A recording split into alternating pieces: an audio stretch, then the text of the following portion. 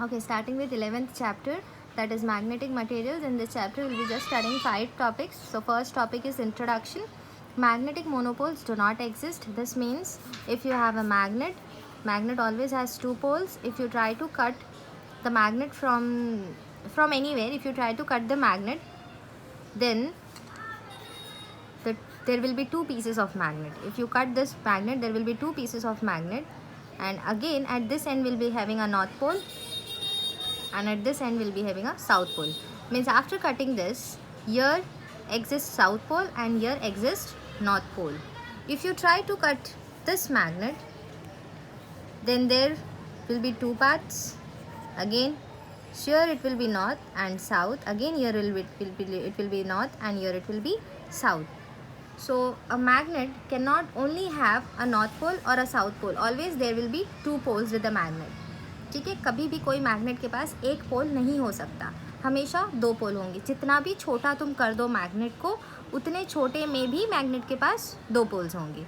Magnet monopole नहीं हो सकता. Next, magnetic lines of force do not cancel each other. Here if there is magnet, there will be magnetic field. If there is magnetic field, there will be magnetic lines of force. Magnetic lines of force starts from north and they travel towards south. They starts from north, they travels towards south. If you see out of the bar magnet, they travel from north to south, but if you see inside the bar magnet, they travel from south to north. Okay, here even if you say it is traveling from north, it will end towards south. But if you see inside the bar magnet, it is traveling from south to north. This is same for all the magnetic lines of force associated with this bar magnet or with any bar magnet. The magnetic lines of force out of the bar magnet travels from north to south. But if you see inside the bar magnet, it is from south to north. Now, if a freely suspended bar magnet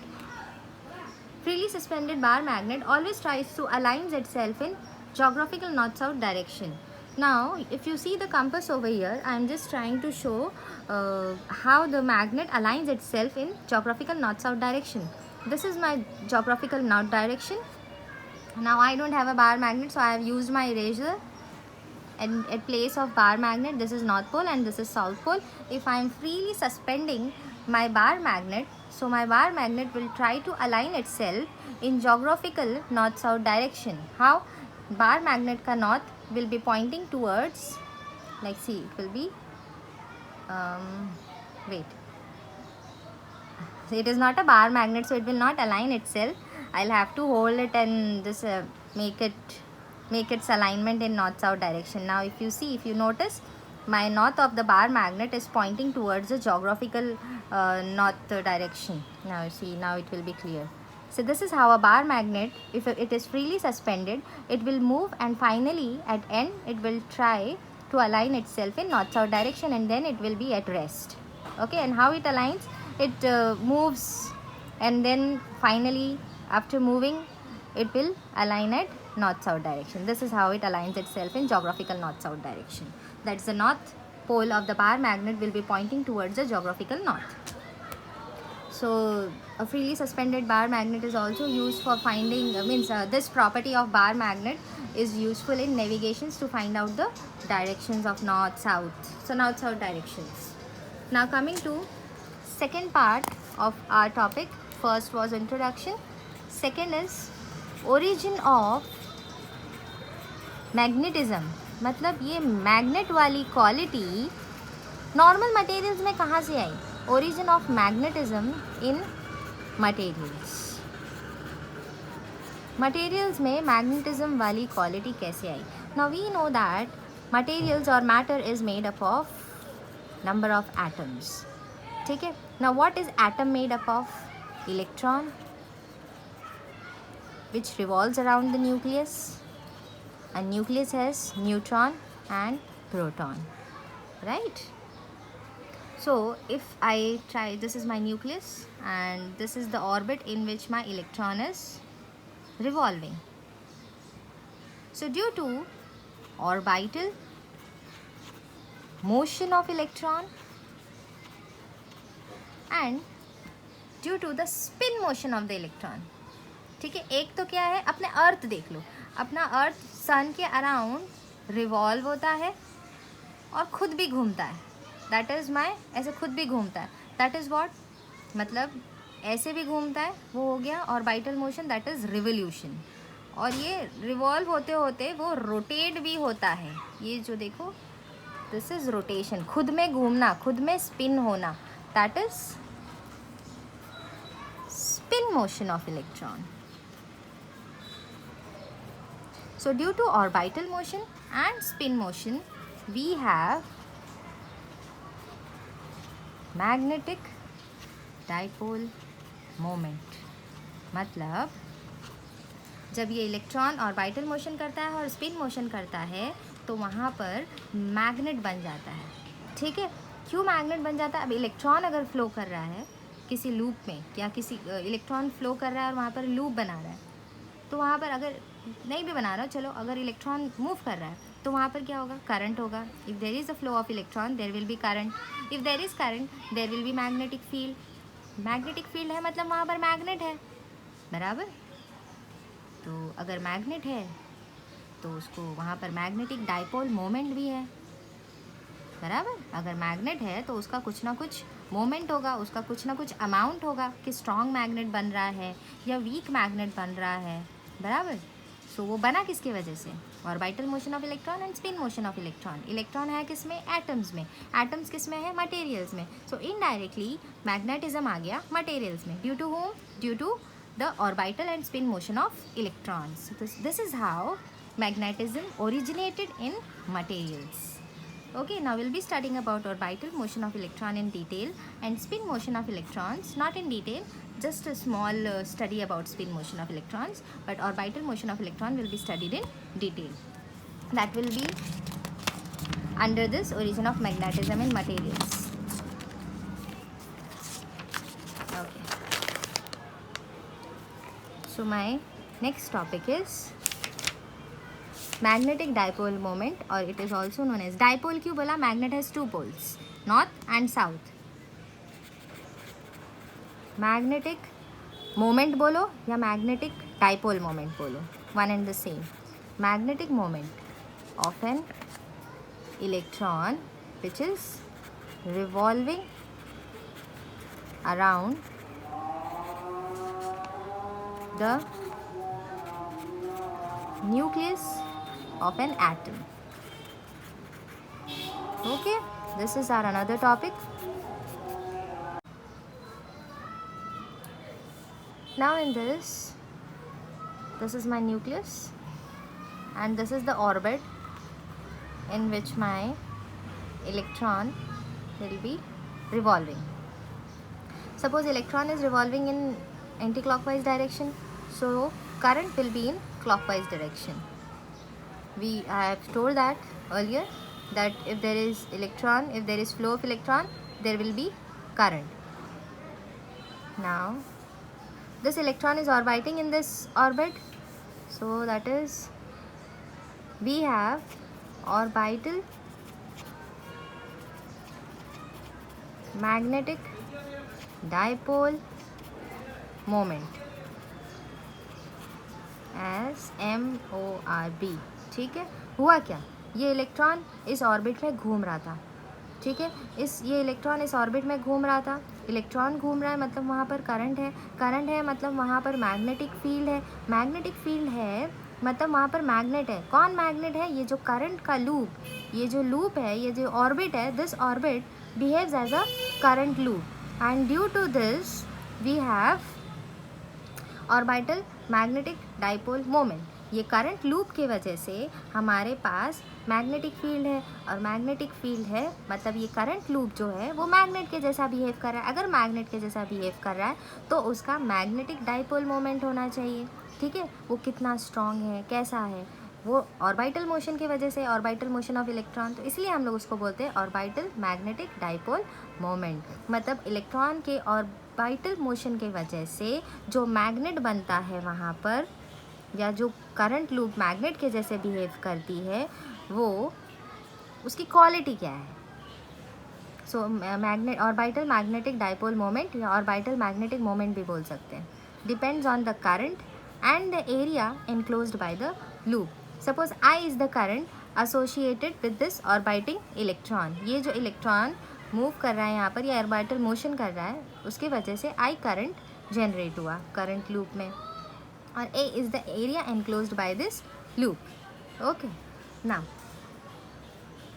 if my current, if my electron covers a distance of 2 pi r. 2 pi r. R is the radius of this orbit. Suppose R is the radius of this orbit. My electron is revolving in this circumference. So the distance covered by my electron in time t is 2 pi r. ठीक है, ये distance मेरे electron ने cover किया in time t. So what is this? Distance upon time is speed. V is the constant speed with which my electron is revolving. तो ये मिल गया मुझे स्पीड का formula, that is 2 pi R upon T. ठीक है. Now what is time period? Time period is 2 pi upon omega. We all know. And P is equal to R omega, ये भी हमको पता है. V is equal to R on to omega. So what is omega? Omega is V upon R. So we will substitute that 2 pi upon omega की जगह पे V upon R, so that R will come over here. ये मिल गया हमको time period. Current is given by the formula Q upon T. Flow of charge with respect to time. यहाँ पर कौन flow कर रहा है? इलेक्ट्रॉन. इलेक्ट्रॉन के पास सपोज चार्ज है E. This is charge of electron and time capital T. ये time में हमको मिलता है ये करंट, और कौन सा चार्ज फ्लो होने की वजह से? E चार्ज फ्लो होने की वजह से. So I will substitute that M orbital, that is orbital magnetic dipole moment due to orbital motion of electron. Due to orbital motion of electron, जो orbital magnetic dipole moment बना वो I क्या है? E upon T. E upon T. A as it is. What is T? 2 pi r upon V. 2 pi r upon V. 2 pi r upon V. तो ये V आ गया ऊपर. And my area देखो, ये क्या था? Time period 2 pi R upon V. 2 pi R upon V वो आ गया ऊपर. So E V A upon 2 pi R. ठीक है. ना what is A? Area. Area क्या होगा? Pi R square. Area of the circle, area of this loop. Pi pi R R gets cancel. So EV upon 2 is what? I'll write over here. Orbital magnetic dipole moment is EV upon 2. ये मिल गया मुझे. मेरा जो magnet बना, या मेरा जो current loop, या जो मेरा ये लूप है, ये मैग्नेट की तरह बिहेव कर रहा है. ठीक है. किसकी वजह से? Due to orbital motion of the electron. तो इसका ऑर्बिटल मैग्नेटिक डाइपोल मोमेंट क्या मिला? EV upon 2. मतलब orbital magnetic dipole moment depends on the charge of the electron and its speed with which it is moving upon 2. ठीक है. Now coming to angular momentum. अब अगर कोई body straight चल रही होती है तो वहाँ आता है linear momentum, given by P is equal to mass upon velocity. मतलब velocity of the particle with respect to its mass. मोटा बच्चा तो उसकी वेलोसिटी उसके हिसाब से, उसका मोमेंटम अलग. पतला बच्चा मतलब मास कम, उसकी वेलोसिटी उसका मोमेंटम अलग. ठीक है. Mass into velocity gives me momentum. अगर कोई बॉडी लीनियर, हाँ, अगर कोई body, this is for linear momentum is for linear motion, मतलब कोई बॉडी स्ट्रेट चल रही है. ठीक है. अगर कोई बॉडी सर्कल में है, एंगुलर मोशन में है, तो वहाँ क्या होगा? Angular momentum, right. Angular momentum is given bye L, और एंगुलर मोमेंटम में M V एक और टर्म आता है, दैट इज़ R. यहाँ पर एंगुलर मोमेंटम कौन कर रहा है? गोल कौन घूम रहा है? मेरा electron. So mass of electron. Speed of electron is V.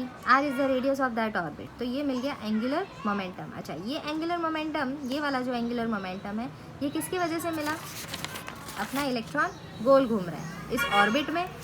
तो हम लोग यहाँ पर लिखेंगे ऑर्बिटल एंगुलर मोमेंटम, और यहाँ पे लिखेंगे तुम्हारे टेक्स्ट बुक में इसको आर ही रखा है, ठीक है। So this L is my orbital angular momentum. So यर अब चलते हैं हम लोग ये orbital magnetic dipole moment, that is given by formula EV/2, EV/2। तो यहाँ पर ME से मल्टीप्लाई करेंगे, that is mass of electron, और यहाँ पर मास ऑफ इलेक्ट्रॉन से मल्टीप्लाई करेंगे, मतलब न्यूमरेटर और डिनोमिनेटर में। तो ये क्या हो जाएगा, आई फॉरगॉट समथिंग, यस सी, यहाँ से एक आर डिनोमिनेटर से कट हुआ, एक आर न्यूमरेटर से कट हुआ, तो एक आर बच गया। यहाँ पर EV/2 means orbital magnetic dipole moment also depends upon the radius of the orbit, sorry. So here we also have a R. Now MEVR, ME, that is mass of electron, V into R, and this E upon 2ME. So what is this?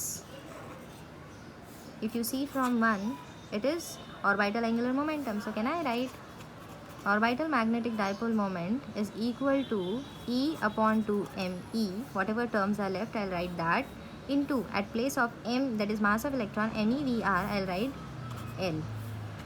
So this is how we have obtained orbital magnetic dipole moment in terms of orbital angular momentum, ठीक है, orbital magnetic moment in terms of orbital angular momentum. If you see, this is in magnitude form. If you see it in vector format, in vector form,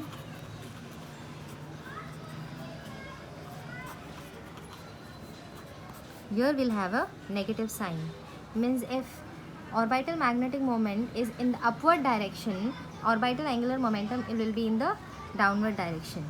Now I'll show you that over here.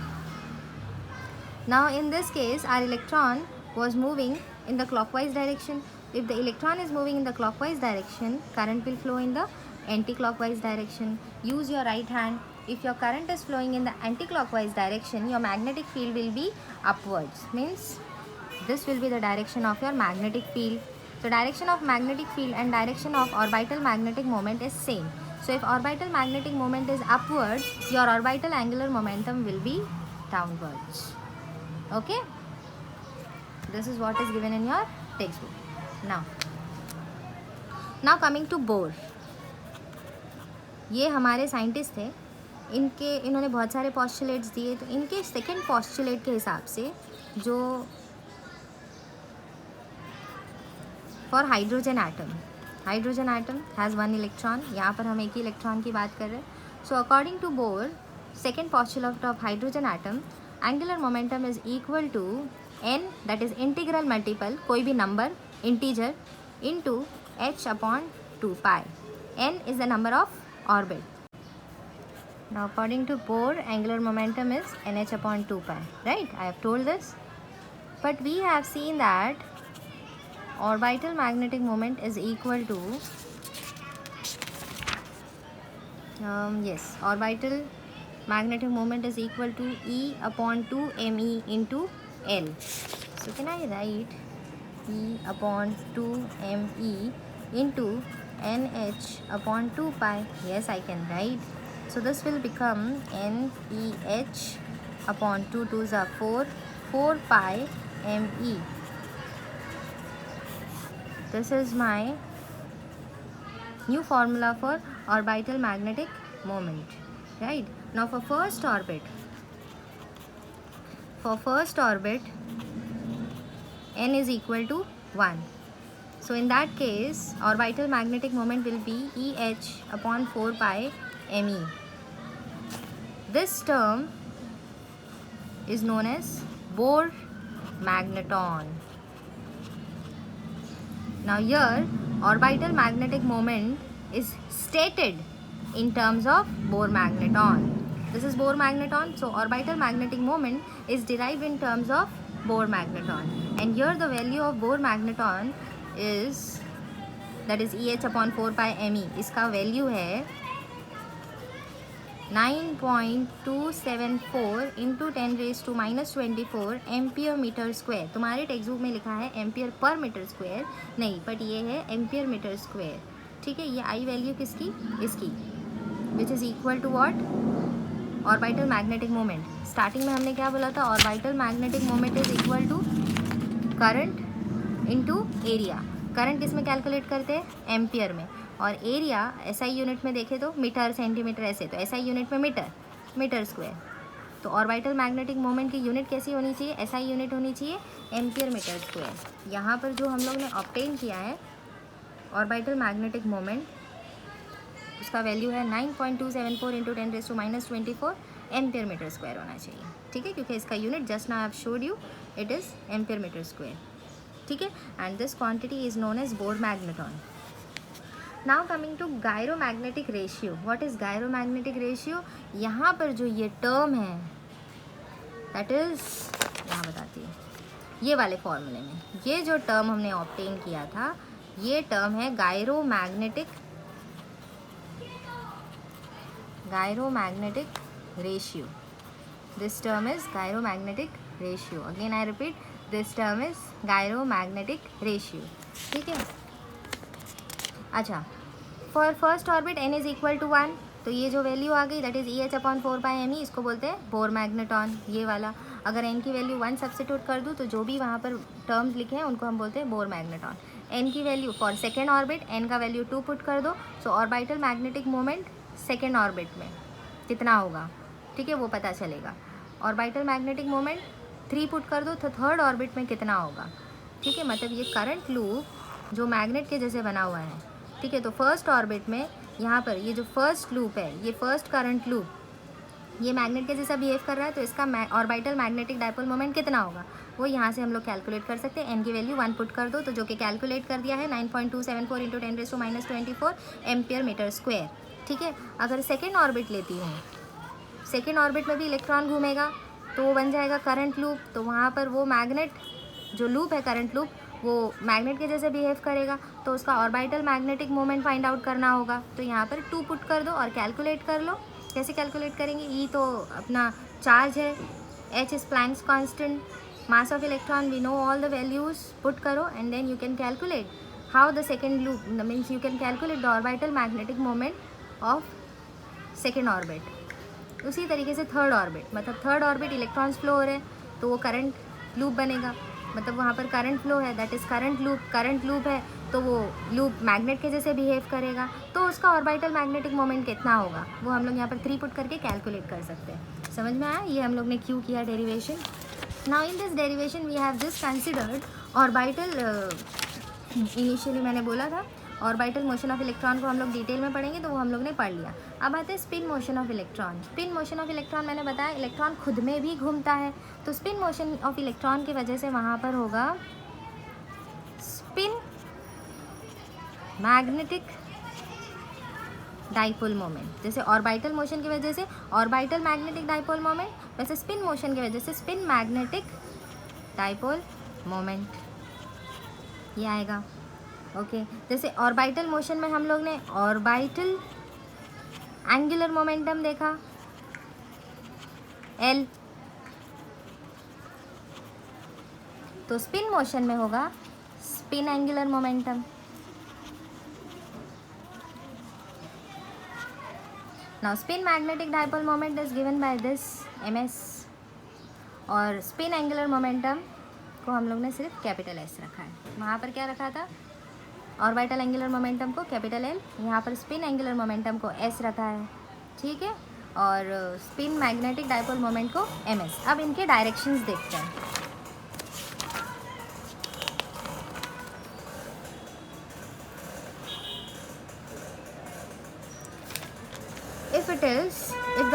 if it is clockwise direction,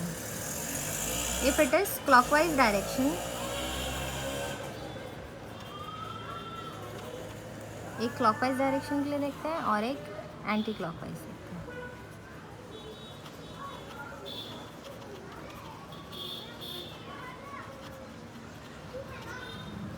ठीक है, clockwise direction फिर से ले लो अपना right hand, ये अपना हो गया clockwise direction. So where is your magnetic field in the downward direction, so in that direction we will have our spin angular momentum, और उसके अपोजिट होगा अपना स्पिन मैग्नेटिक डाइपोल मोमेंट, ठीक है।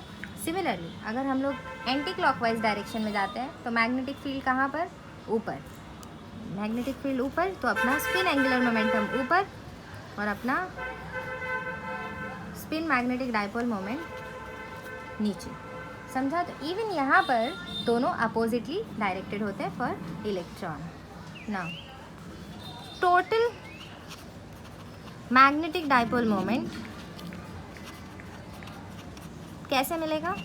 टोटल मैग्नेटिक डायपोल मोमेंट हम लोग को मिलेगा by adding orbital magnetic dipole moment plus vector sum, ठीक है, orbital magnetic dipole moment and spin magnetic dipole moment को ऐड कर दो तो हमको मिलेगा total magnetic dipole moment, small N. Total magnetic dipole moment कैसे मिलेगा? Vector sum of orbital magnetic dipole moment plus spin magnetic dipole moment. Okay, now in our next video we'll be studying about Pauli's exclusion principle. Okay, you'll have to remember this table, and in this table these values are important. This can be asked in your MCQ, so just remember these values. These are magnetic moment calculated in terms of Bohr magneton, and the value of Bohr magneton is written over here. ठीक है, for this ions the value of Bohr magneton is calculated, so you have to remember these values for the particular ions. Question can be asked on these values.